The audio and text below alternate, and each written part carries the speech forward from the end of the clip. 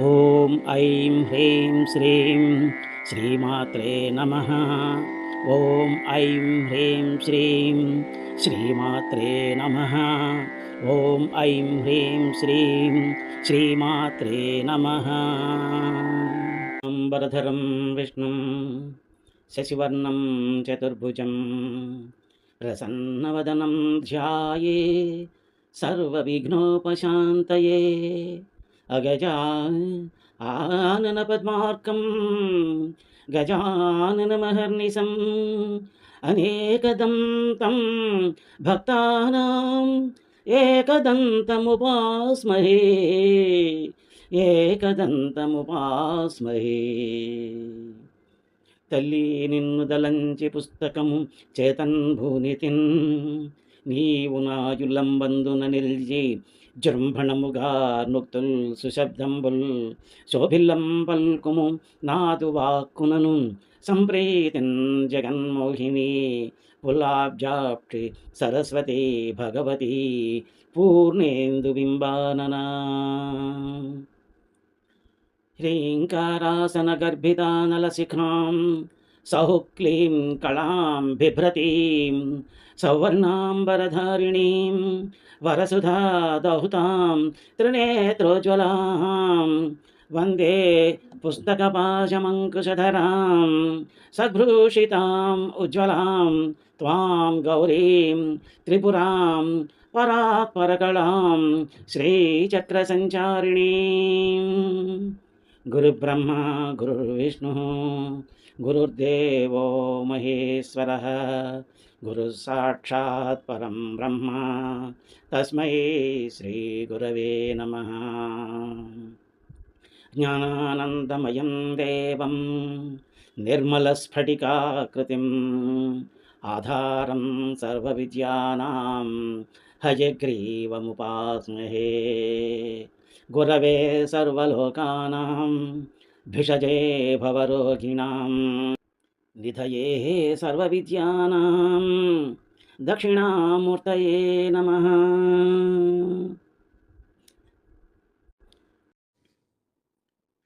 అందరికీ నమస్కారం. నా శ్రీలలిత యూట్యూబ్ ఛానల్కి మీకందరికీ సుస్వాగతం. ఈ ఛానల్లో మనం శ్రీ లలితా సహస్రనామ స్తోత్రంలో ఉన్న అమ్మవారి నామాలకి అర్థాల తాలూకు వివరాలు తెలుసుకుంటున్నాం. కిందటి భాగంలో మనం 65, 66 శ్లోకాలలో ఉన్నటువంటి 275 నుంచి 284 వరకు గల నామాల తాలూకు అర్థాల వివరాలు తెలుసుకున్నాం. ఇప్పుడు ఈ భాగంలో మనం 67, 68, 69 శ్లోకాల్లో ఉన్నటువంటి 285 నుంచి 297 వరకు గల నామాల తాలూకు అర్థాల వివరాలు తెలుసుకుందాం. అయితే ఈ భాగంలో ప్రవేశించే ముందు కిందటి భాగంలో మనం తెలుసుకున్న అర్థాలు ఒకసారి సూక్ష్మంగా గుర్తు చేసుకుని ఈ భాగంలో ప్రవేశిద్దాం. 275వ నామం భానుమండల మధ్యస్థ, సవితృ మండలం మధ్యలో స్థిరంగా ఉంటుంది అని చెప్పేసి. సూర్యుడికి ఆధారం సవిత్ర, సూర్యమండలాలకి ఇది కేంద్రము సవిత్ర మండలము అని చెప్పేసి చెప్పబడుతుంది. అటువంటి సవిత్ర మండలానికి, అటువంటి భానుమండలానికి ఈ మధ్యలో అమ్మవారు ఉంటుంది అని చెప్పేసి ఈ నామం యొక్క అర్థం. ఆ తర్వాత 276వ నామం భైరవి. భైరవి అంటే 12 సంవత్సరాల వయసు గల కన్యగా అమ్మవారు కనబడుతుంది అని చెప్పేసి. భైరవ శబ్దం ముగ్గురు త్రిమూర్తులకి వరుసగా బ్రహ్మ విష్ణు మహేశ్వరులకి భారావ అనేటువంటి అక్షరాలు సంకేతాలుగా ఉంటాయని చెప్పేసి తెలుసుకుందాం. భైరవుని యొక్క భార్య కాబట్టి భైరవి అని చెప్పేసి అర్థం అని చెప్పి తెలుసుకున్నాం. ఆ తర్వాత 277వ నామం భగమాలిని. భా అంటే వెలుగు, గా అంటే గతి, వ్యాపక శక్తి అనే వెలుగుని వ్యాపింపజేయడానికి బిందువుగా ఉన్నటువంటి అమ్మ త్రికోణంగా ఏర్పడుతుంది అని చెప్పేసి అర్థమని, భగములు మాలికగా ధరించి ఉంది అని చెప్పేసి ఒక అర్థమని, భగవంతుడు అనేది పురుష శబ్దంగాను, భగవతి అనేది స్త్రీ శబ్దంగాను, అంటే శివపరంగాను శ్రీపరంగాను చెప్పబడినది అని చెప్పేసి తెలుసుకున్నాము. ఈ భగమాలిని అనేటువంటి నామం శ్రీచక్రాన్ని సూచిస్తుంది అని చెప్పేసి తెలుసుకున్నాం.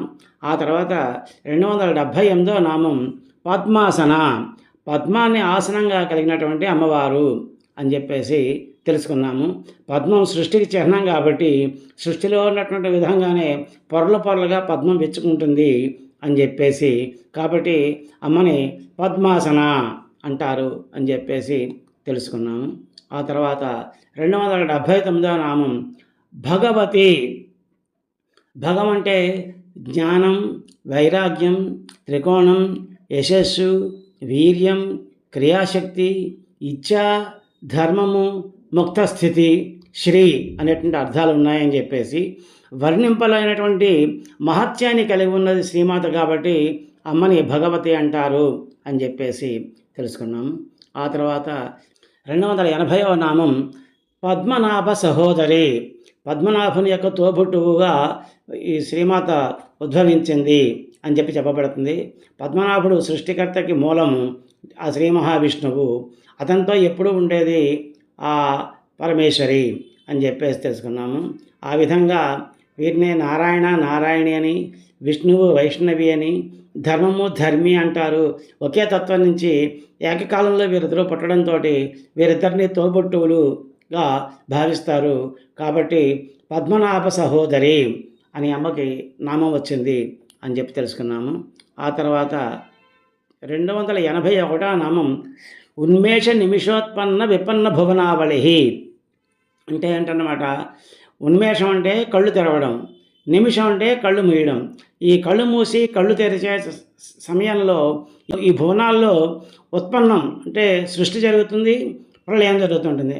అమ్మ కన్నులు తెరిస్తే బ్రహ్మాండాలు పడతాయి, కన్నులు మూస్తే ప్రళయము అని చెప్పేసి తెలుసుకున్నాము. ఆ తర్వాత 282వ నామం సహస్ర శీర్షవదన.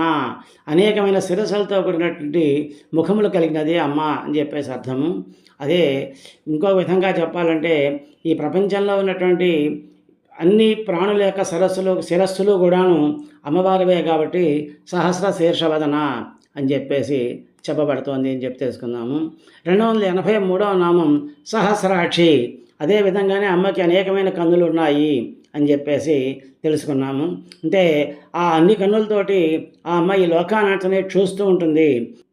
భువనాల్లో ఉన్నటువంటి అన్ని లోకాల్లో ఉన్నటువంటి జీవుల యొక్క కన్నులన్నీ అమ్మ కన్నులే కాబట్టి సహస్రాక్షి అని పేరు వచ్చింది. అదేవిధంగా 284వ నామం సహస్రపాత్. అమ్మకి 1000 పాదాలు చేతులు ఉన్నాయి అని చెప్పేసి ఈ నామం చెప్తుంది. అంటే 1000 అంటే అనేకము అని అర్థం ఇందాక తెలుసుకున్నాం కదా. అదేవిధంగా ఈ భువనాల్లో ఉన్నటువంటి ప్రాణుల తాలూకు ఈ పాదాలన్నీ కూడాను అమ్మవే కాబట్టి అమ్మని సహస్రపాత్ అని చెప్పేసి అంటారు అని చెప్పి తెలుసుకున్నాము. ఇప్పుడు ఈ భాగంలో మనం 67, 68, 69 శ్లోకాల్లో ఉన్నటువంటి 285 నుంచి 297 వరకు ఉన్న నామాల తాలూకు అర్థాల వివరాలు తెలుసుకుందాం. ముందుగా 67వ శ్లోకం. ఆ బ్రహ్మకీట జనని వర్ణాశ్రమ విధాయిని నిజాజ్ఞారూప నిగమ పుణ్యఫలప్రదా. శ్లోకం మళ్ళీ ఇంకొకసారి.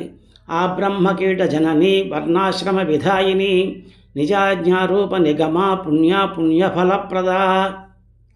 ఈ శ్లోకంలో మొదటి పాదంలో ఆ బ్రహ్మకీట జనని వర్ణాశ్రమ విధాయిని అని 2 నామాలు, రెండవ పాదంలో నిజాజ్ఞా రూప నిగమ పుణ్యఫలప్రద అనేటువంటి 2 నామాలు ఉన్నాయి. ఇప్పుడు వరుసగా ఈ నామాల తాలూకు అర్థాల వివరాలు తెలుసుకుందాం. 285వ నామం ఆ బ్రహ్మకీట జనని.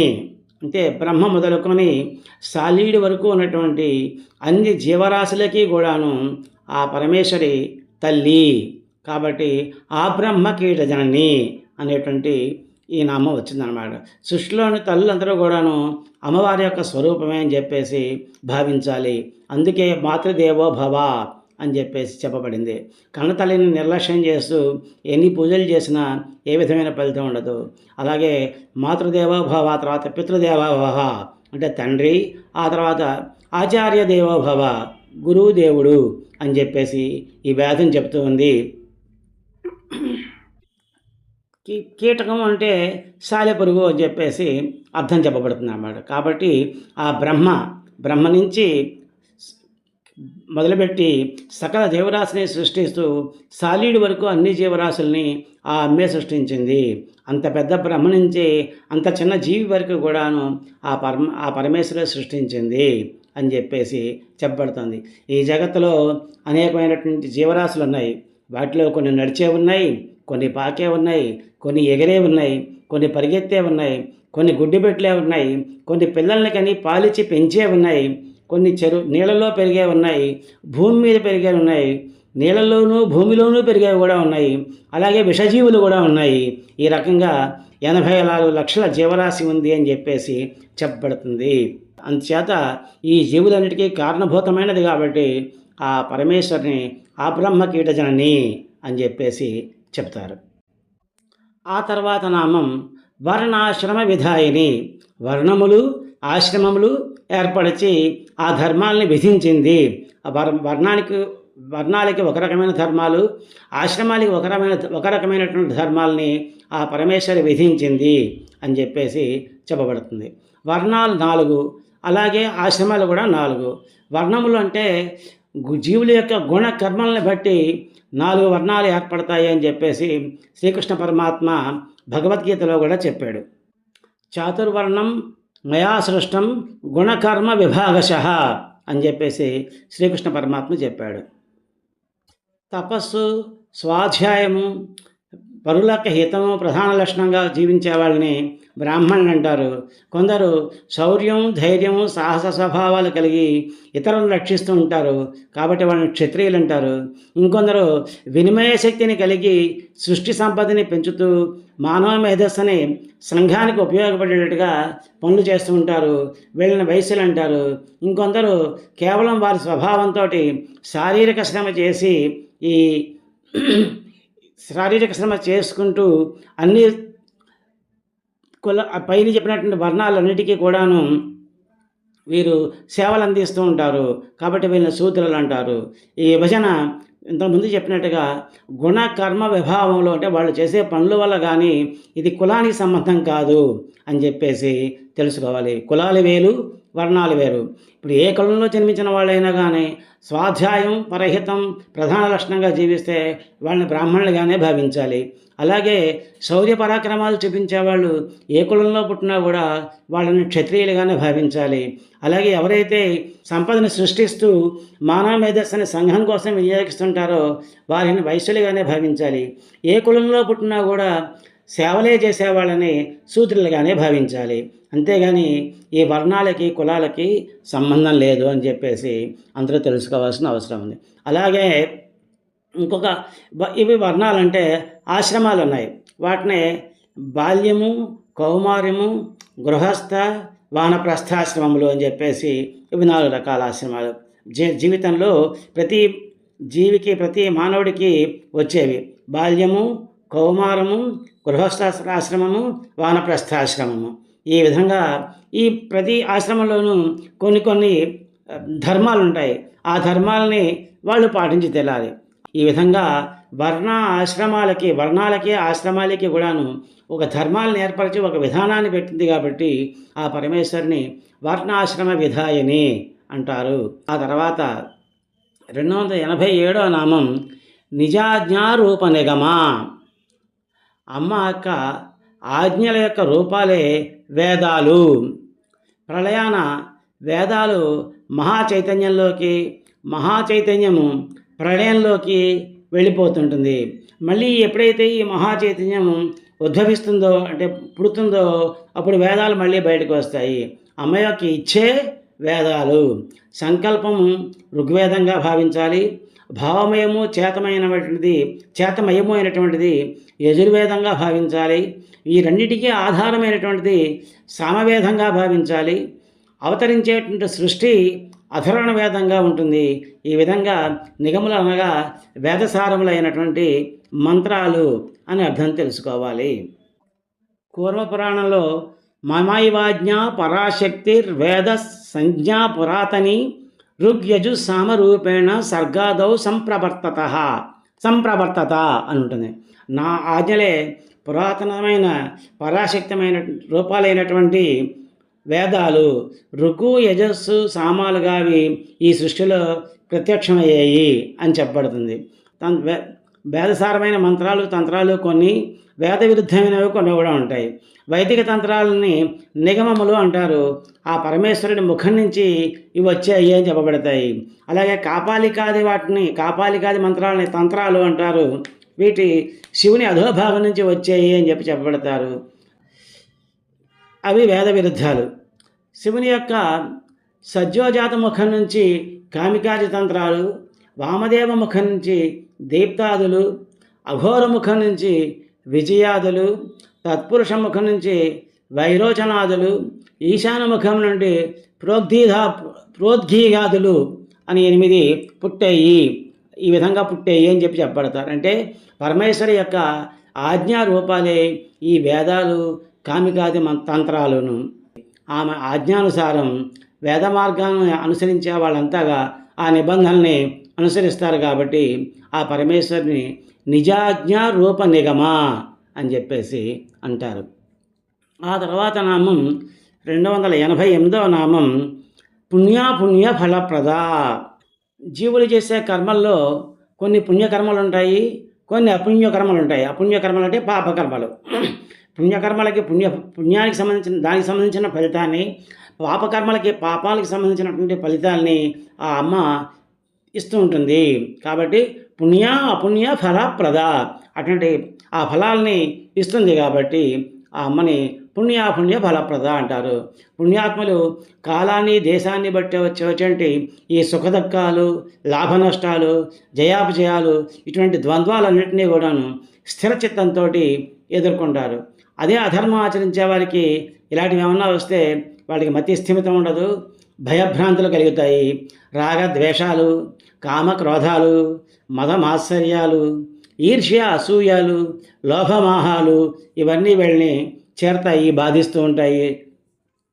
ధర్మాత్ములు ఈ కష్టాలు నష్టాలు ఏర్పడినా కూడా వాళ్ళ యొక్క ధర్మాన్ని వాళ్ళు విడిచిపెట్టరు. సృష్టి సౌకర్యములు సద్వినియోగం చేసుకున్న వాళ్ళకి సత్ఫలితాలు వస్తాయి, దుర్వినియోగం చేసుకున్న వాళ్ళకి దుష్ఫలితాలు వస్తాయి. ఈ ప్రకారంగా ఆ పరమేశ్వరి పుణ్యానికి అపుణ్యానికి అంటే పాపానికి తగిన ఫలితాలని ఏర్పరిచింది, వాళ్ళకి ఇస్తుంది. వేదాల్లో చెప్పినట్టుగా వేదవేతమైనటువంటి కర్మలను ఆచరిస్తే మంచి ఫలితాలు వస్తాయి, అందుకు విరుద్ధమైనటువంటి కర్మలను ఆచరిస్తే దుష్ఫలితాలు వస్తాయి. వేద విరుద్ధమైనటువంటి కర్మలను ఆచరించే వారికి నరకం ప్రాప్తిస్తుంది అని కూర్మ పురాణంలో చెప్పబడింది. ఆ ఆజ్ఞచేత యముడు వారిని రౌరవాది నరకాల్లో తోసేస్తాడు అని చెప్పేసి, నా యందు భక్తి గలవారు సత్కర్మలు చేసి స్వర్గం చేరతారు అని చెప్పేసి చెప్పబడింది. అలాగే శివసూత్రాల్లో కూడాను మంచి కర్మలు చేసిన వారు ఊర్ధ్వలోకాలకు వెళ్తారు, చెడు కర్మలు చేసిన వారు అధోలోకాలు పొందుతారు అని చెప్పేసి చెప్పబడింది. ఆ పరమాత్మకి ఆ పరమేశ్వరికి ఎప్పుడూ పక్షపాతం లేదు. ధర్మాధర్మాలు లేనివాడు వాళ్ళ యొక్క చేసిన కర్మలను బట్టి వాళ్ళకి ఆ ఫలితాలను ఇస్తారు. అంతేగాని ఒకరికి ఏదో మంచి చేయాలని, ఒకరికి చెడు చేయాలని వాళ్ళకేమీ ఉండదు అని చెప్పేసి మనం తెలుసుకోవాలి. ఆ తర్వాత 68వ శ్లోకం. శృతి సీమంత సింధూరీకృత పాదాబ్జధూళిక సకలాగమ సందోహ సుక్తి సంపుటమౌక్తిక. ఈ శ్లోకం మళ్ళీ ఇంకొకసారి. శృతి సీమంత సింధూరీకృత పాదాబ్జధూళిక సకలాగమ సందోహ సుక్తి సంపుటమౌక్తిక. ఈ శ్లోకంలో మొదటి పాదంలో శృతి సీమంత సింధూరీకృత పాదాబ్జధూళిక అన్నది ఒక నామము, రెండవ పాదంలో సకల ఆగమ సందోహ సుక్తి సంపుటమౌక్తిక అని ఒక నామము. ఈ 2 నామాలు ఉన్నాయి. వరుసగా ఈ నామాల తాలూకు అర్థాల వివరాలని తెలుసుకుందాం. 289వ నామం శృతి సీమంత సింధూరీకృత పాదాబ్జధూళిక. శృతి సీమంతములనేటువంటి సింధూర ధూళి చేత కప్పబడినటువంటి పాదాలు ఆ పరమేశ్వరివి అని చెప్పేసి అర్థం. అంటే వేదాలు, శాస్త్రాలు, ఉపనిషత్తులు, పురాణాలు ఇవన్నీ అమ్మవారి యొక్క తత్వాన్ని ప్రకటించడంలో పారం చేరాయి, అంటే సీమాంతం చేరాయి, అంటే శిరస్సు మీదకి చేరాయి, శిరస్సు వరకు వచ్చాయని చెప్పేసి, అనగా ఒక పరిమితిని చేరుకున్నాయి, పరిమితి వరకు చేరుకున్నాయి. ఈ వా ఈ ఈ యొక్క ఈ పైన చెప్పబడినటువంటి ఈ శృతులన్నీ కూడాను అమ్మని వర్ణించడంలో కుంకుమ ధూళిలాగా ఆ పాదాలు అంటి ఉన్నాయి అని చెప్పేసి చెప్పబడింది. అయినా కానీ ఇవన్నీ కూడా ఆ అమ్మని పరిపూర్ణంగా ఆవిష్కరించలేవు. శృతులు అంటే తెలుసుకున్నాం కదా, వేదాలు, చేతుల వేదాలు అని చెప్పి. సీమంత సింధూరం అంటే శరీరంలో ఉన్నటువంటి ఉన్నత స్థానమైనటువంటి శిరస్సు. పాదాబ్జ ధూళి అంటే మహావాక్యాలు. వేదాలు, ఉపనిషత్తులు పరమేశ్వరి యొక్క స్వరూపాన్ని వర్ణించడానికి చాలా వరకు ప్రయత్నం చేశాయి, కానీ పూర్తిగా సఫలం కాలేదు అని చెప్పేసి తెలుసుకున్నాం కూడా. అంతేత అటువంటి వేదాలతోటి ఉపనిషత్తులతోటి కూడాను వర్ణింపనలవి కానీ ఇది ఆ పరమేశ్వరి. ఆమెకు అవి పాపిడి బొట్లు లాంటివి. శివస్థితిలో ఇలా చెప్పబడింది, ఓ శివ, నీకు ప్రియమైన శృతులు కూడా నిన్ను పూర్తిగా వర్ణించలేకుండా ఉన్నాయి. మిగిలినవన్నీ కూడా నేతి అంటే ఇది కాదు ఇది కాదు అని నిషేధ వాక్యాలతోటే చెప్పడానికి ప్రయత్నించాయి, కానీ నేను గురించి వివరించడానికి నేను ఎటువంటి వాడిని తల్లి అని చెప్పేసి అంటారు భక్తుడు. అంటే వేదాలకు ఉపనిషత్తులకు కూడా అందనటువంటిది ఆ పరబ్రహ్మ స్వరూపం.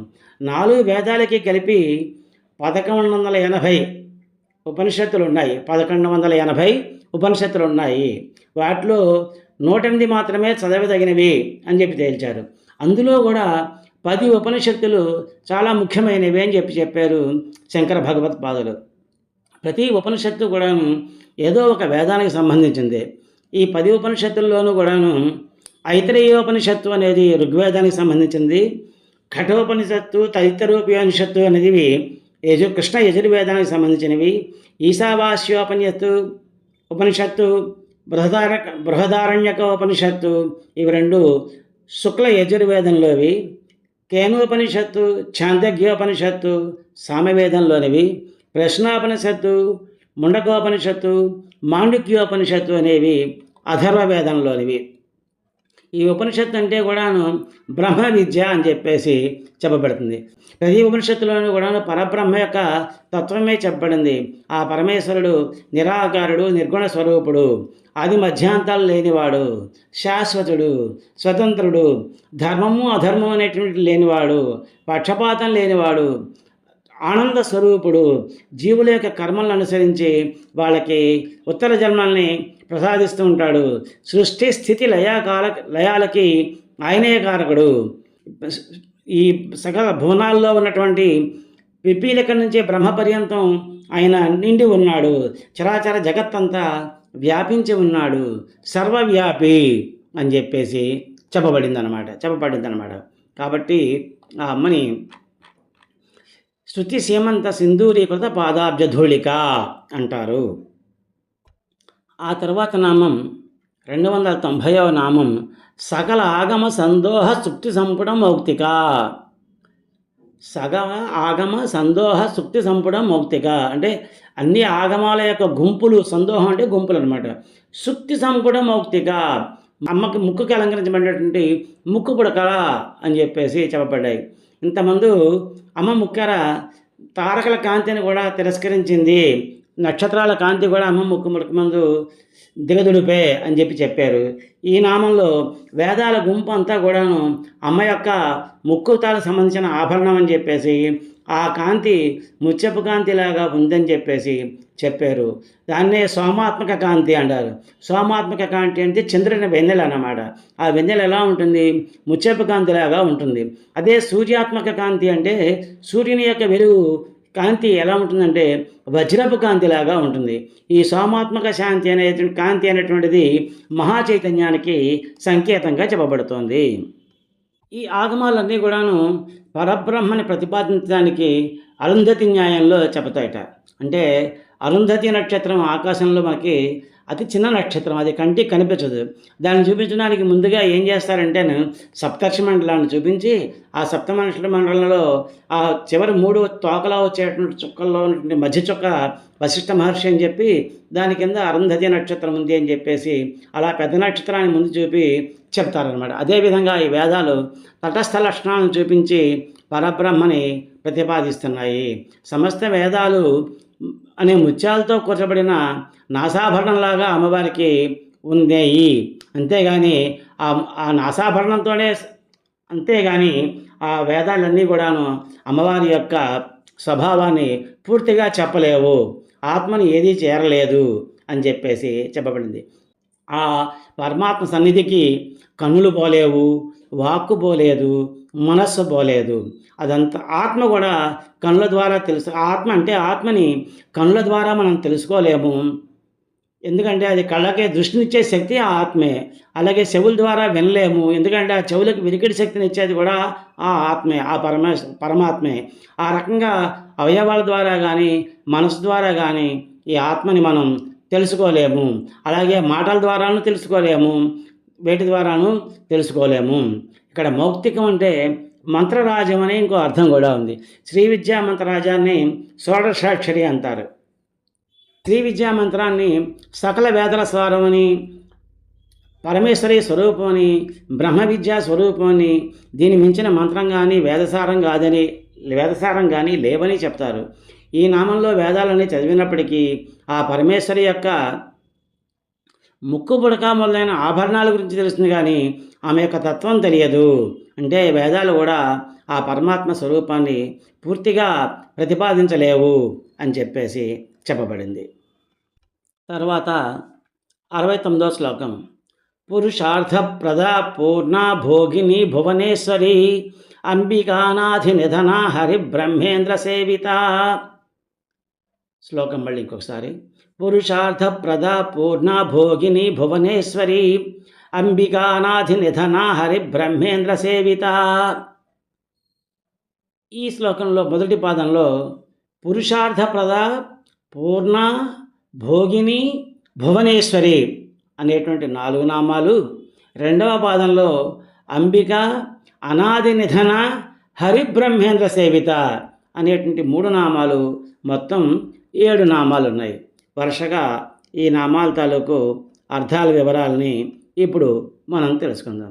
ముందుగా 291వ నామం పురుషార్థప్రద. అంటే పురుషార్థాలని అమ్మవారు ఇస్తుంది.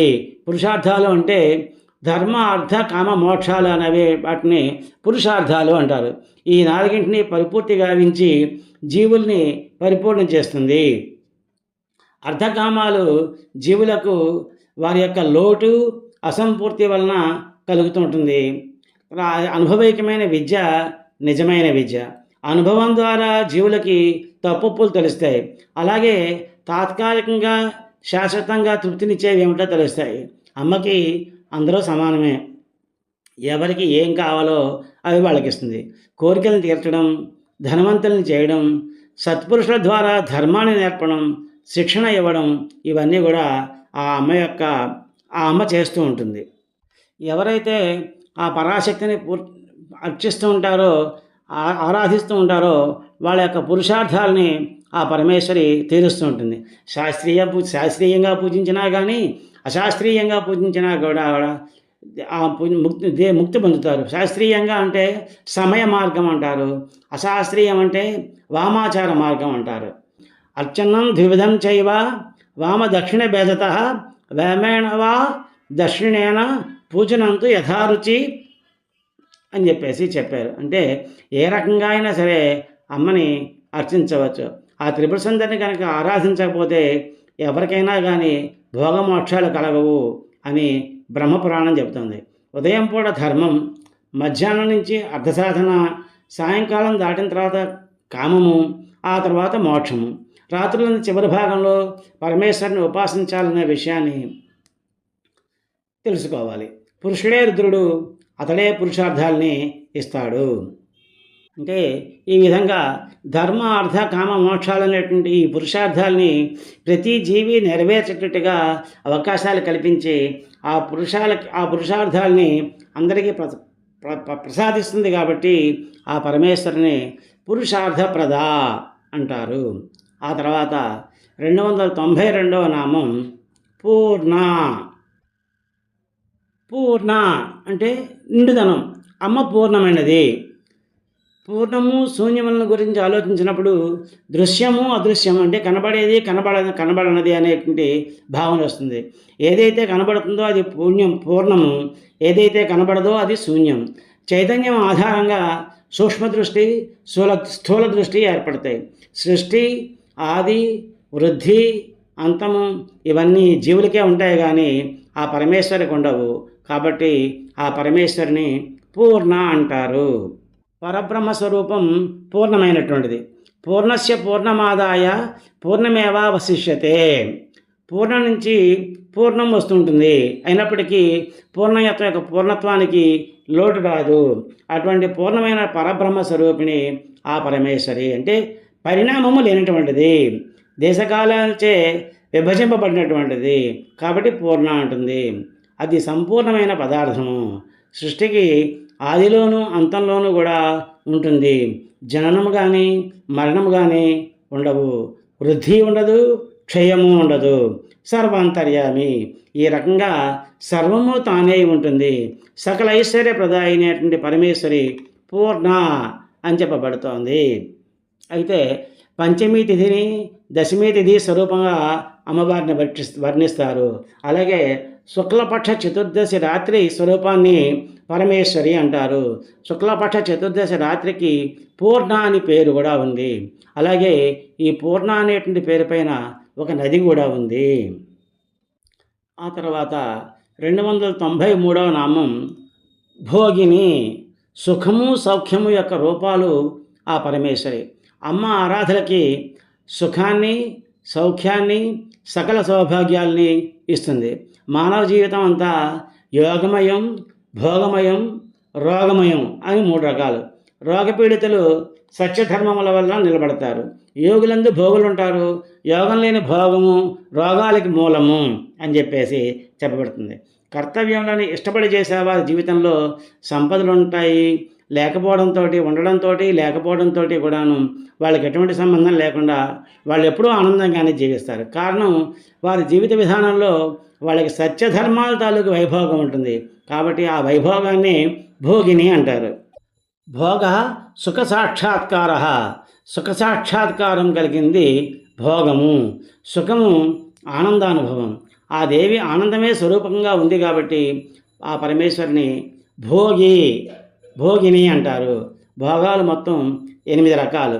గృహము, శయ్య, వస్త్రము, ఆభరణము, మాంగళ్యము, పుష్పము, గంధము, తాంబూలము. వీటినే అష్టభోగాలు అని కూడా అంటారు. ఇవన్నీ ఉన్న ఆ పరమేశ్వరిని భోగిని అంటారు. భోగం అంటే ఇంకొక అర్థంలో నివేదన, బాలభోగం అని చెప్పేసేలాగా దేవతలకి నివేదనలు పెడుతుంటారు. వివిధ రకాల పదార్థాలని నివేదన చేస్తూ ఉంటారు. భోగం అంటే అనుభవం, అంటే జీవుల యొక్క కర్మలను బట్టి వారికి సుఖదుఖాలు అనేటువంటి ఇస్తుంది. కాబట్టి భోగిని అని పేరు వచ్చింది. ఆ తర్వాత 294వ నామం భువనేశ్వరి.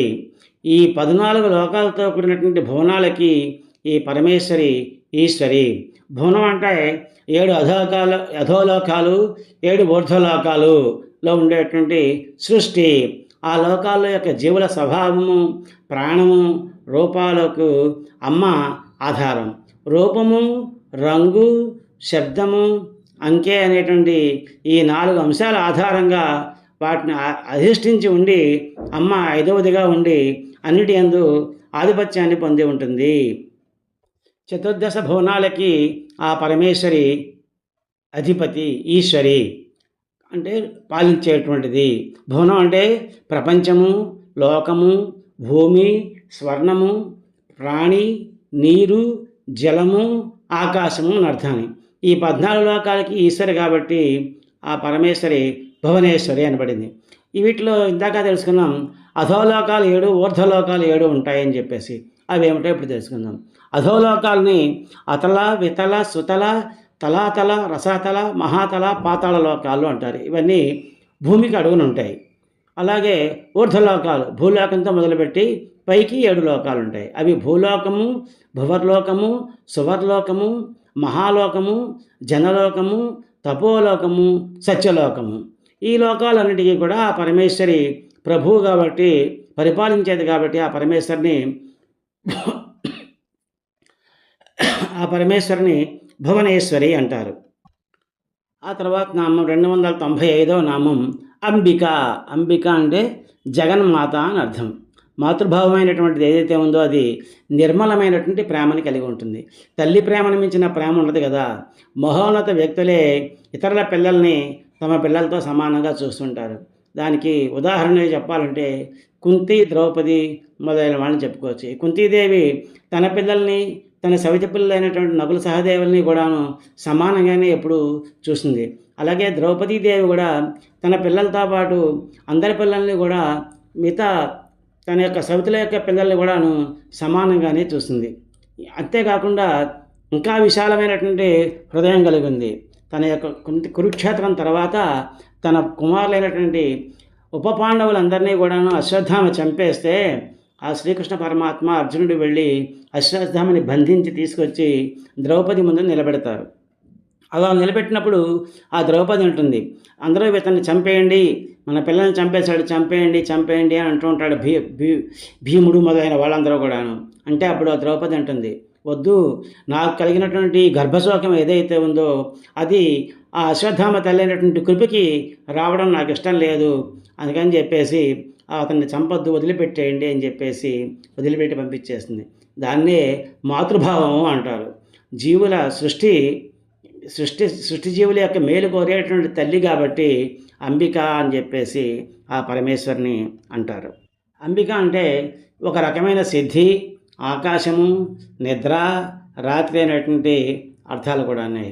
స్కాంద పురాణంలో రాత్రి రూప మహాదేవి దివారూపో మహేశ్వర అని చెప్పేసి చెప్పబడింది. అంటే మహాదేవిని రాత్రి స్వరూపిణి అయితే పగటి రూపం మహేశ్వరుడు.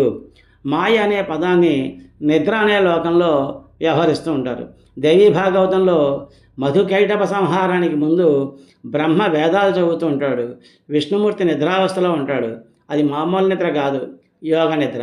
ఆ మాయచే ఆవరించబడి అతను నిద్రావస్థలో ఉన్నాడు. అప్పుడు విష్ణువుని నిద్ర నుంచి మేల్కొల్పడానికి ఆ బ్రహ్మ పరమేశ్వరుని ప్రార్థిస్తూ, తల్లి ఆ విష్ణువుని తొందరగా లేపు, అతడు లేచి రాక్షస సంహారం చెయ్యాలి అని చెప్పేసి ప్రార్థిస్తే అప్పుడు బ్రహ్మ మొర ఆలకించిందే ఆ మాయాశక్తి విష్ణువు నుంచి విడిపోతుంది. అతడు తర్వాత మేల్కొని ఆ మధుకైడబల్ని సంహరిస్తాడు అని చెప్పేసి చెప్పబడుతుంది. ఆమె శరీరమే చీకటిని ప్రసరింపజేస్తుంది, కాంతిని హరించి వేస్తుంది, రాత్రి యందు జీవుల యొక్క అర్ధ శరీరాన్ని మింగేస్తూ ఉంటుంది. ఆ మాయకి సాటి లేదు, విష్ణువు తప్ప ఇంకెవరూ కూడా ఆ మాయని నిగ్రహించలేరు అని చెప్పేసి హరివంశంలో చెప్పబడింది. ఆ పరమేశ్వరే జగన్మాత, వాక్స్వరూపిణి, ఇచ్ఛా జ్ఞాన క్రియాశక్తి స్వరూపిణి, రాత్రి రూపిణి, నిద్రారూపిణి. ఆ పరమేశ్వరి యొక్క ప్రీతికరమైన నామం అంబిక. ఆ తర్వాత నామం 296వ నామం అనాది నిధన. ఆది నిధనము ఈ రెండు లేనటువంటిది, ఆది అంతము లేనటువంటిది. అంటే పుట్టుక లేదు, అలా అని మరణము లేదు, ఇవి రెండు లేవు కాబట్టి ఆది అంతము లేనిది అని చెప్పేసి చెప్పబడుతుంది.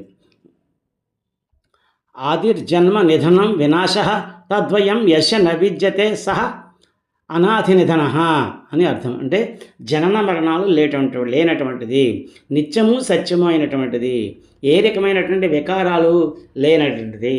అనాది అంటే 80 అనేటువంటి అంకె.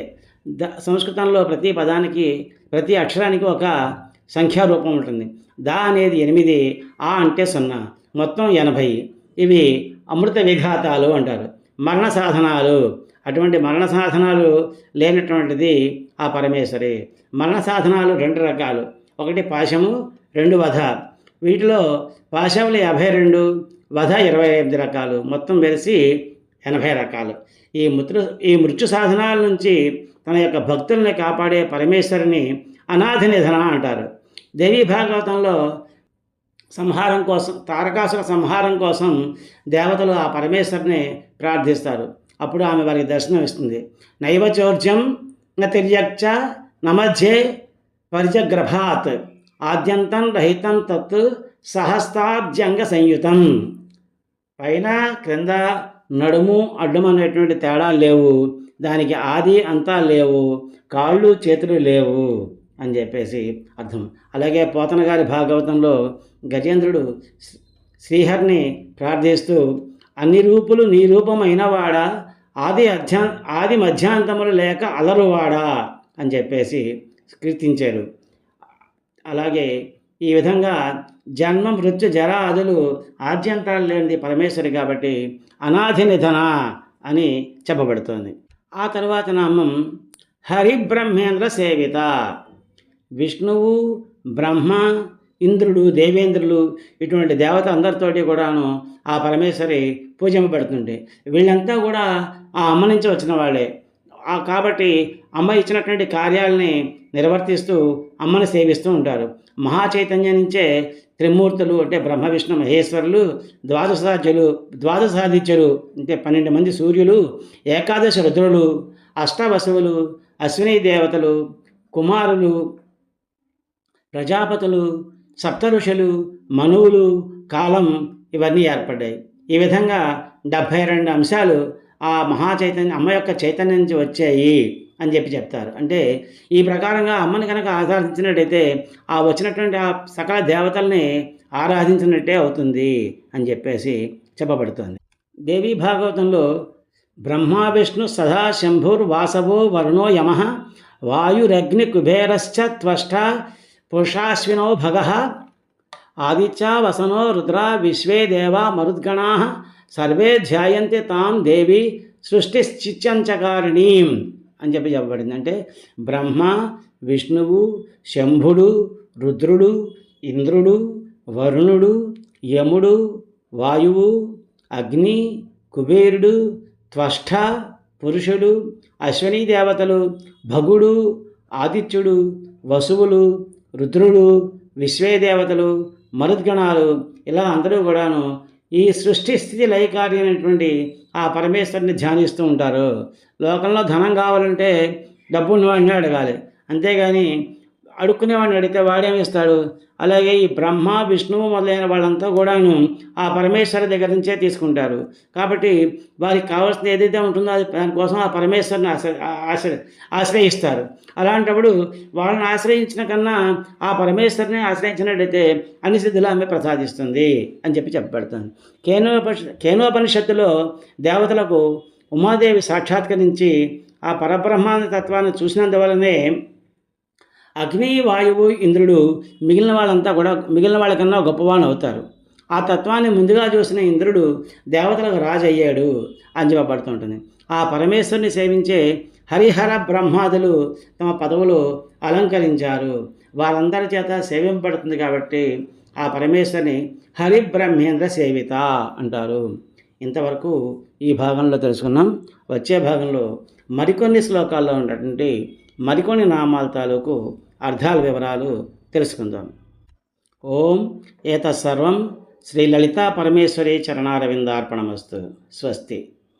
ఓం యదక్షరపథభ్రష్టం మాత్రాహీనం చ యద్భవేత్ తత్సర్వం క్షమ్యతాం దేవి నారాయణే నమోస్తుతే.